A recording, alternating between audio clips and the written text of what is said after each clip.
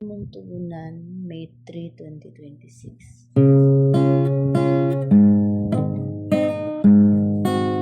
Poon, pag-asa ka namin, pag-ibig mo'y aming hiling. Poon, pag-asa ka namin, pag-ibig mo'y aming hiling. Lahat ng matuwid dapat na magsaya, dahil sa ginawa ng Diyos sa kanila. Kayong masunuri, magpuri sa Kanya.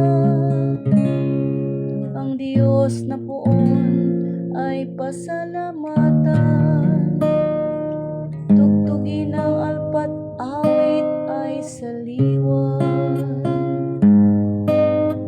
Poon, pag-asa ka namin, pag-ibig mo'y aming hiling. Panginooy tapat sa Kanyang salita, at maasahan ang Kanyang ginawa. Minamahal niya ang gawang matapat, ang pag-ibig niya sa mundo'y hilagana.